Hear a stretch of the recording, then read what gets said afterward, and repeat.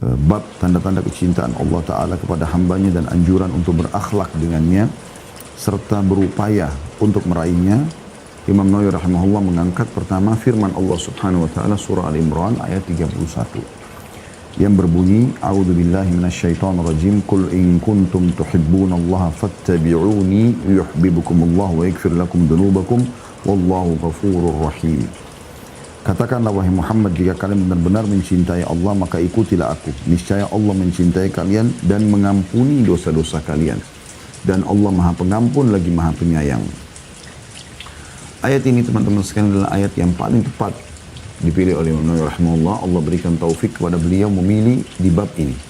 Bagaimana meraih cinta Allah Subhanahu wa taala dan berakhlak dengan itu. Karena memang teman-teman sekalian, kita tidak akan mungkin mengenal Allah Subhanahu wa taala tanpa baginda Nabi sallallahu alaihi wasallam. Tidak mungkin, mustahil.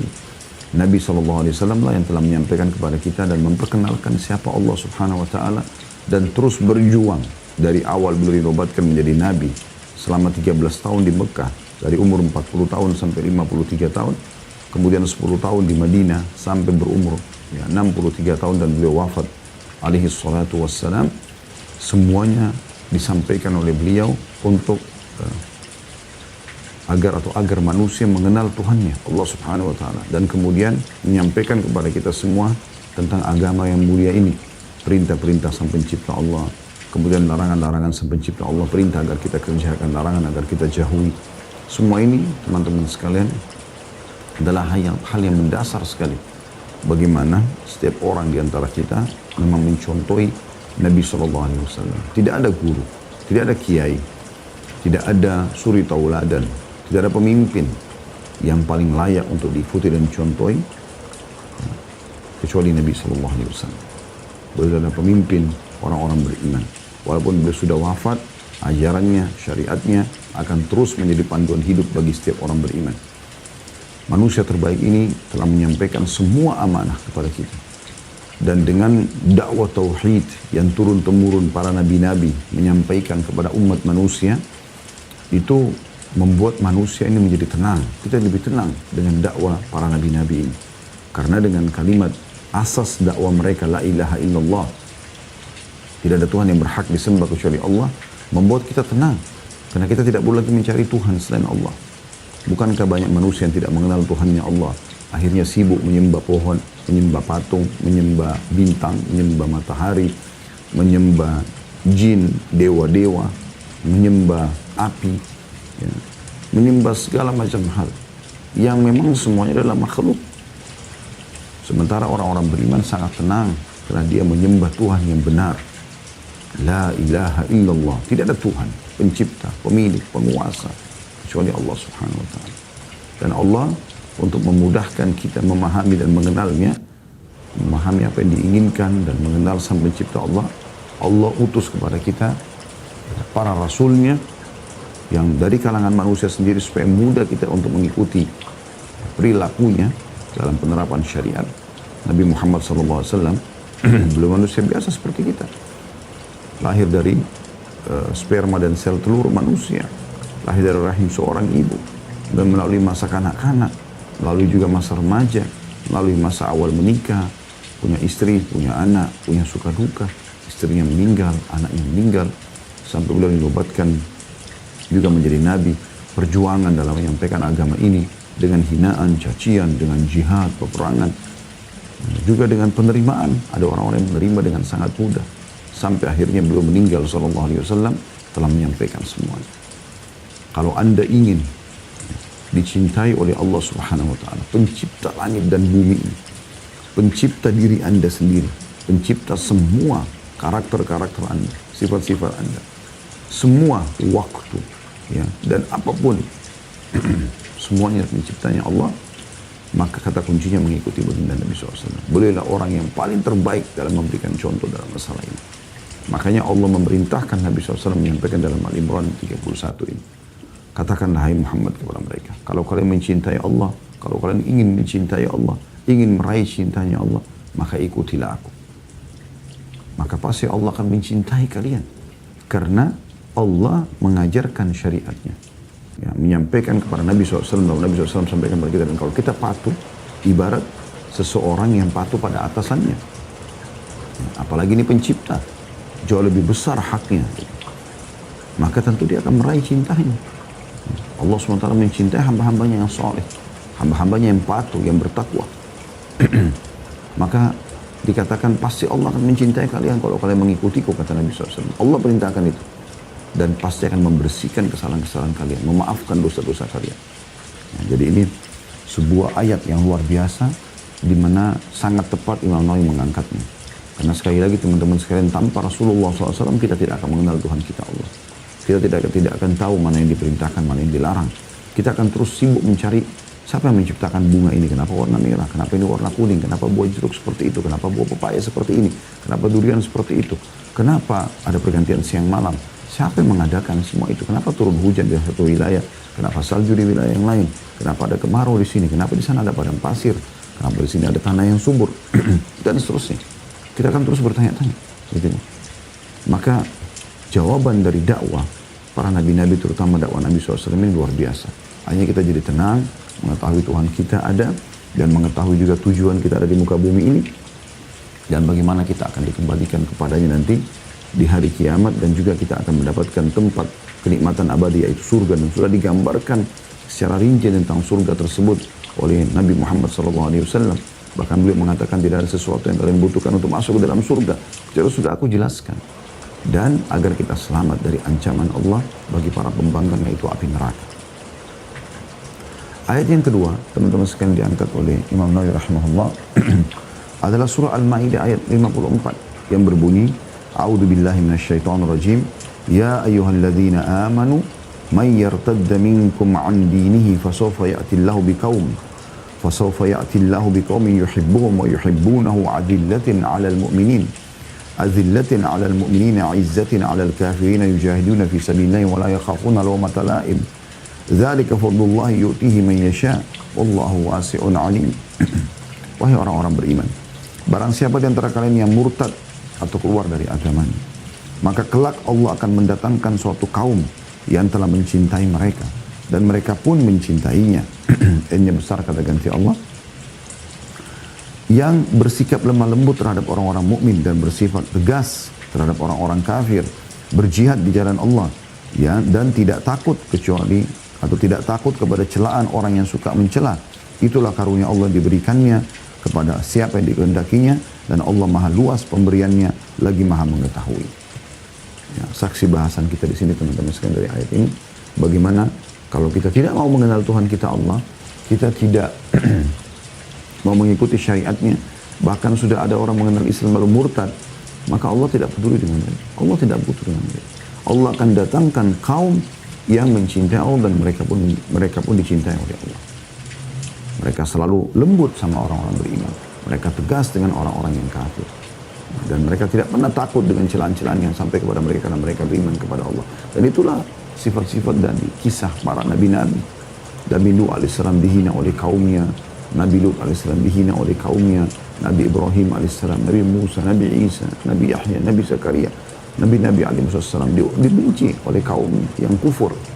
Tapi mereka tidak berpengaruh, tidak bergeming.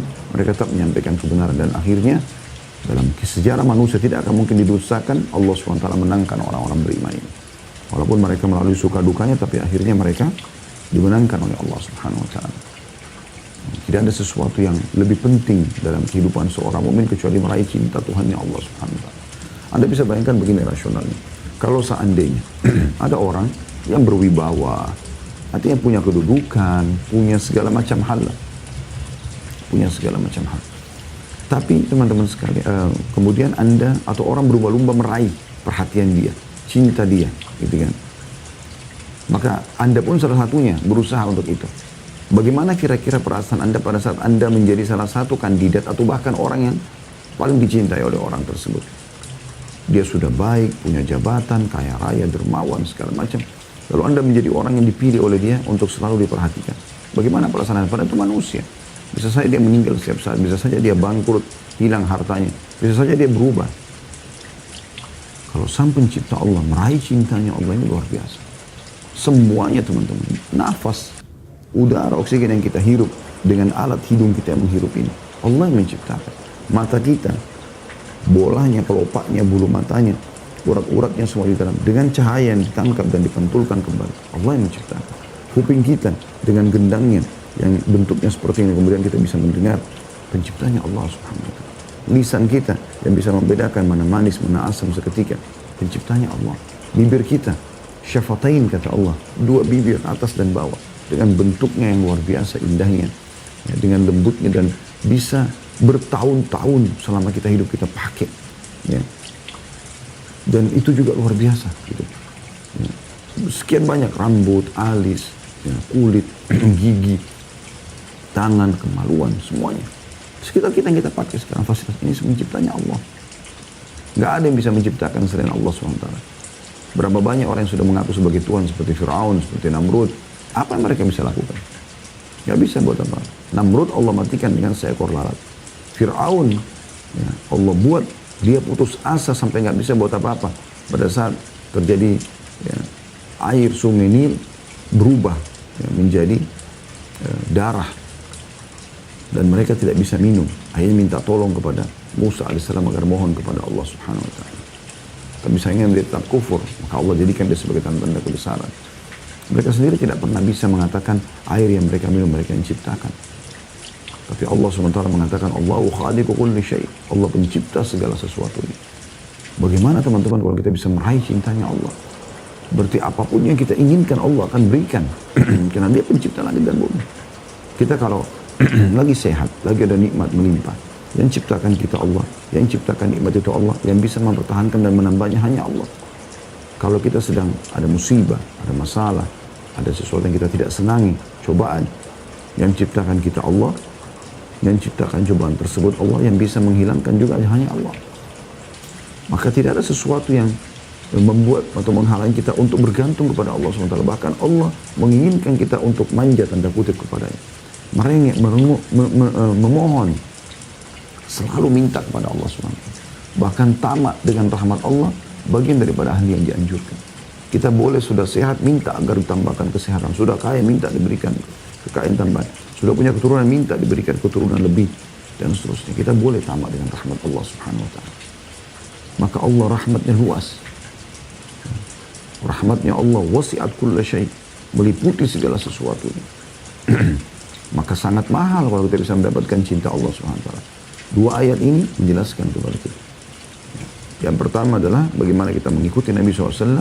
Karena beliau adalah orang yang paling mengenal Allah SWT. Dan bagaimana paling dicintai oleh Allah. Dapat julukan Khalil. Kekasih Allah SWT. Nah kita pun akan ikut dengan Nabi SAW. Begitu juga dengan bersatu dengan orang-orang beriman. Walaupun dibenci oleh orang-orang kafir, orang-orang yang tidak beriman kepada Allah Subhanahu Wa Taala, orang-orang yang benci ya, dengan agama Allah Subhanahu Wa Taala, tidak penting. Itu dijelaskan dalam surah Al-Maidah 54 tadi. Kita akan masuk teman-teman sekalian ke hadis yang pertama dalam bab kita ini, hadis nomor 391. Dari awal kita belajar dari Abu Hurairah radhiyallahu anhu, beliau berkata, Rasulullah SAW bersabda, Inna Allah Ta'ala qala Man 'ada li waliyan faqad adzantuhu bil harb wa ma taqarraba ilayya 'abdi bi syai'in ahabba ilayya mimma aftaradtuhu alayhi wa ma yazalu 'abdi yataqarrabu ilayya bin nawafil hatta uhibbu fa idza ahbabtuhu kuntu sam'ahu alladhi yasma'u bihi wa basarahu alladhi yubsiru bihi wa yadahu allati yabtishu biha wa rijlahu allati yamshi biha wa in sa'alani a'taytuhu wala in ista'adzani la'uidhannahu.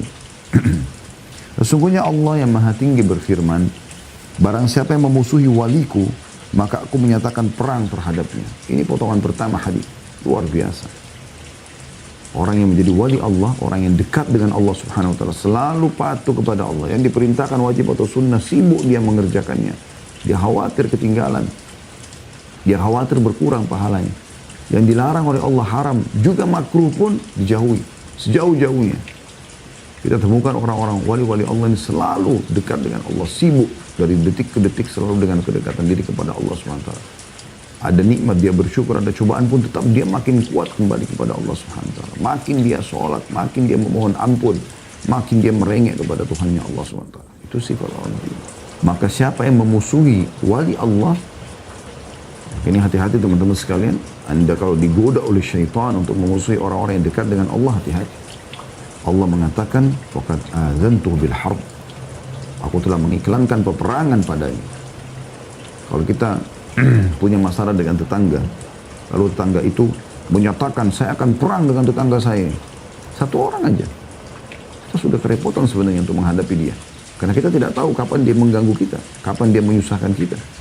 Ya. Strategi apa yang dia lakukan untuk mencelakakan kita misalnya. Bagaimana dengan Allah subhanahu wa ta'ala? Yang Allah setiap saat bisa mencabut roh kita, bisa melumpuhkan, bisa membutakan, bisa mentulikan, bisa segala macam. Na'udzubillah, semoga Allah selamatkan kita dari semua siksaannya. Makanya Nabi SAW mengajarkan kepada kita dalam sujud kita agar mohon kepada Allah, jangan sampai kita kena hukuman Allah SWT. Allahumma inni a'udzubika biridhaka min sakhatik. Ya Allah, aku mohon dengan keridhaanmu dari segala murkamu. Wa bimu'afatika min 'uqubatik, dan pemaafanmu ya dari semua siksaanmu atau hukumanmu. Fabika minka la uhsi thana'an 'alaika anta kama athnayta 'ala nafsi. Ya. Dan semua aku kembalikan kepadamu ya Allah. Aku tidak memujimu kecuali seperti apa yang kau harapkan ya Allah. Karena kita tidak mampu memuji Allah Subhanahu wa taala. Maka teman-teman sekalian, jadilah wali-wali Allah, jadilah orang yang baik, jadilah orang yang patuh. Dan itu orang yang beriman punya kenikmatan. Orang beriman itu bisa makan, bisa minum, bisa tidur, bisa biologis, bisa menjadi orang yang tertinggi jabatannya, bisa menjadi orang yang paling kaya raya, bisa menjadi orang yang paling pintar. Enggak ada larangan. Bahkan orang beriman memang dianjurkan orang menjadi paling bersih, ya, bersih secara fisik, bersih secara jiwa, bersih secara fisik, pakaiannya bersih, jauh dari najis, penampilannya rapi. Karena selalu berpegang pada hadis Nabi SAW, Inna Allah jamilun hibbul jamal. Allah indah, rapi, bersih, suka semua itu. Ya. Kemudian juga ya, dia tahu kalau dia najis, dia kotor, maka tidak diterima sholatnya kalau dia najis. Ya. Ada najis di badannya atau di pakaiannya. Ya. Kemudian juga ya, kalau dia niatkan, kalau dia mandi, dia bersihkan badannya, maka dia tahu itu akan ada pahala dari sesuatu yang mubah menjadi sunnah. Ya. Kalau merawat apa yang Allah amanahkan, maka jenazah pun dimandikan. Karena mau dikembalikan kepada penciptanya, sama pencipta Allah Subhanahu wa ta'ala. Itu juga dengan kejiwaan. Penyakit-penyakit hati bersih dari orang-orang beriman. Kita tahu dilarang orang beriman itu untuk dendam, iri, dengki. Ya. Semuanya sifat-sifat buruk dalam hati ini dijauhi. Kita temukan orang beriman itu bersih secara fisik, bersih secara jiwa. Dan kita temukan juga selalu yang dia lakukan kebaikan. Senyum, ramah, dermawan, tanggung jawab, amanah. Ya. Dan dia tidak akan pernah melakukan pelanggaran. Karena dia tahu kalau dia mencuri, dia menggibah, dia memukul, segala macam, akan ada hisabnya semua hari kiamat. Orang beriman tidak akan melakukan itu semua. Mereka akan hati-hati. Orang beriman itu luar biasa. Jadi menjadi orang beriman itu luar biasa, teman-teman sekalian. Pendapatannya, pergaulannya, pakaiannya, minumannya, semuanya halal. Semuanya thayyib. Karena Allah perintahkan halal dan thayyib. Berkualitas. Selain halal juga berkualitas. Itu orang beriman. Kalau orang kafir, orang-orang non-muslim, orang-orang yang fasik, zindik, orang yang jauh dari agama, kita temukan, dia tidak peduli dengan masalah itu. Mereka maaf, ya, habis buang air besar, mungkin cebok, nggak penting bagi mereka. Nggak penting air. Itu juga dengan habis melakukan hubungan biologis, mereka nggak kenal namanya mandi junub. Mereka nggak kenal namanya mandi haid, mandi nifas, mereka nggak kenal semua itu. Orang Islam bersih secara fisik. Bahkan seorang tukang cuci baju di Inggris, dia suka mencuci pakaian ya, mahasiswa di salah satu universitas di London. Dan dia masuk Islam gara-gara sering mencuci pakaian dalam mahasiswa, yang muslim dan yang kafir. Dan dia temukan celana dalam orang muslim selalu bersih. Celana dalam orang kafir kotor, bau. Setelah dia telusuri, ternyata memang itu nggak boleh dalam Islam. Sholatnya nggak diterima. Jadi anjuran selalu bersih, selalu rapi. Orang beriman itu baik. Dari sisi duniawinya, dia akan selalu mencari yang baik-baik saja. Sisi ukhrawiyahnya, hubungannya sama Allah, untuk mengejar surga Allah luar biasa. Mengejar semua kebaikan-kebaikan. Maka ini teman-teman sekalian, adalah hal yang memberikan penilaian khusus bagi orang-orang beriman. Itu wali Allah Subhanahu wa taala. Maka kenapa kita nggak menjadi wali Allah? Kenapa kita nggak berusaha menjadi orang yang dekat dengan Allah? Toh semuanya baik. Untuk apa kita menodai keimanan kita dan kedekatan kita kepada Allah Subhanahu wa taala dengan maksiat? Untuk apa? Untuk apa teman-teman berhijab syar'i? Untuk apa Anda berjenggot? Untuk apa Anda menjalankan sunnah-sunnah Nabi SAW? Tapi Anda masih buka pintu maksiat. Kenapa nggak 100% menjadi orang baik? Supaya Anda betul-betul merasakan kecintaan Allah Subhanahu wa taala. Dan kalau Anda sudah dekatkan diri kepada Allah begini, dengan memaksakan diri agar bisa dekat dengan Allah Subhanahu wa taala. Sebagaimana Allah mengatakan dalam Al-Qur'an, "A'udzubillahi minasyaitonir rajim walladzina jahadu fina lanahdiyannahum subulana." Orang-orang yang memaksakan diri berjihad menuju ke jalan kami akan tunjukkan jalan-jalan menuju kami. Maka kita berusaha. Dan di sini jaminan dari Allah Subhanahu wa taala di potongan pertama hadis ini, yaitu siapa yang memerangi waliku kata Allah, maka aku akan mengiklankan perang. Artinya Allah akan membela Anda sebagai wali. Kemudian potongan kedua dari hadis, wa ma taqarraba ilayya 'abdi bi syai'in ahabba ilayya mimma aftaradtuhu 'alaihi. Dan tidak ada sesuatu kata Allah SWT yang lebih aku cintai dari seorang hamba dibandingkan dengan apa yang aku wajibkan padanya. Jadi perbuatan wajib itu seperti misalnya sholat 5 waktu. Kayak sekarang kita puasa Ramadan, mengeluarkan zakat mal, ya. Kemudian haji, ya bagi yang mampu. Yang wajib-wajib. Itu pun kalau Anda kerjakan yang wajib saja, sudah cukup untuk mendapatkan cinta Allah. Apalagi kalau Anda tambahkan dengan yang sunnah-sunnah. Sebagaimana nanti akan dijelaskan dalam mutiara yang ketiga dari hadis ini. Ini mutiara yang keduanya. Jadi Anda harusnya teman-teman betul-betul memperhatikan atau memberikan perhatian khusus pada ibadah wajib Anda.